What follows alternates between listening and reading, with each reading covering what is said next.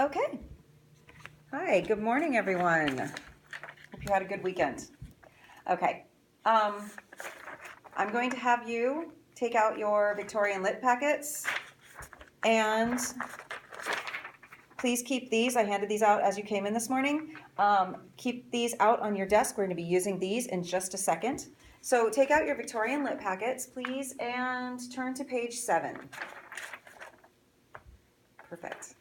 Okay, so today we are going to be reading an article, but before we read this article, we're going to go ahead and do a pre-reading strategy that will kind of help us ease into this reading, and also we can automatically sort of make a connection between the text that we've been reading, which is Pride and Prejudice, and the article that we're going to read today, and how they correlate, how these they connect, okay?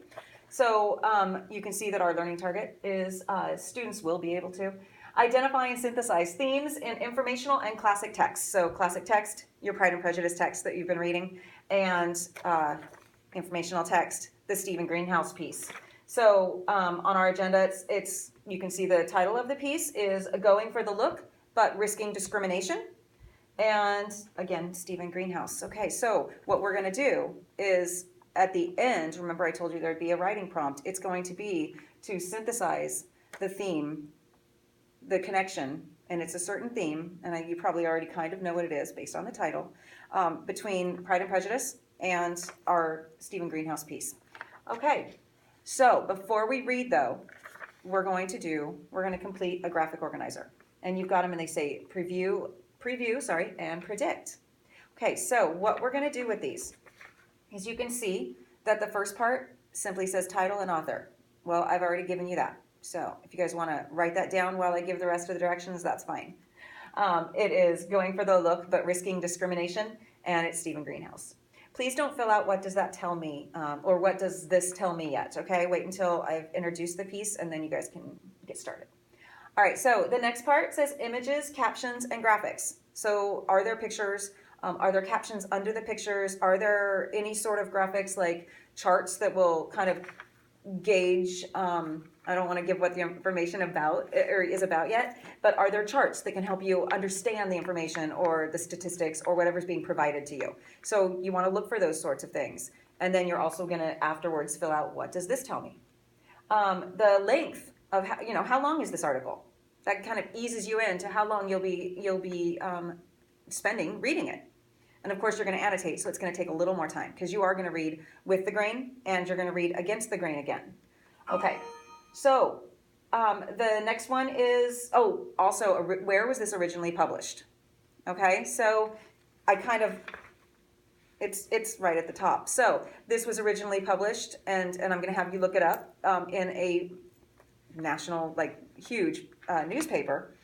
And in 2004, so it is a little bit dated, you'll see that, but it's still very, very topical. And actually, this still makes news today. So when you read this, you're probably going to have some prior knowledge that that you've heard about this specific company and their practices, because they still make the news today for certain practices.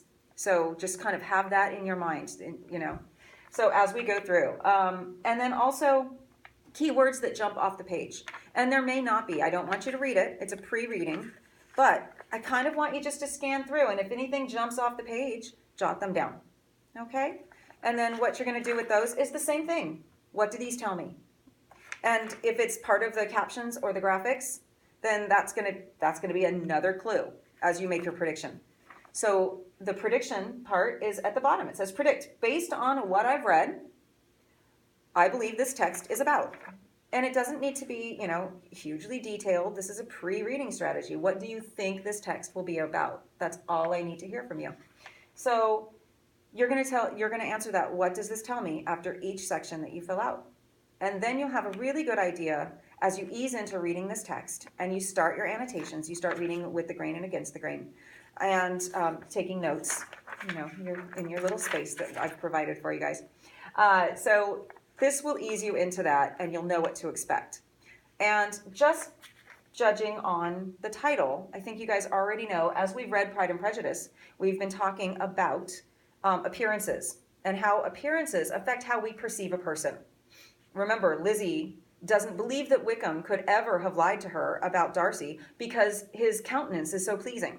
So he's so handsome and he's so pleasing and amiable that there's no possible way he could lie. He just has to be honest because he looks nice or he's good looking.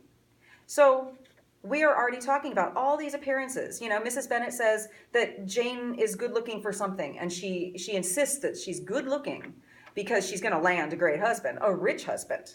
So remember, as we read these things, we're going to talk about those sorts of themes. This is, you know, you're going for the look, and we're talking about looks in Pride and Prejudice. So have that in your mind. You already have all those sections. Have that in your mind as you fill this out, and you'll really be able to synthesize these ideas.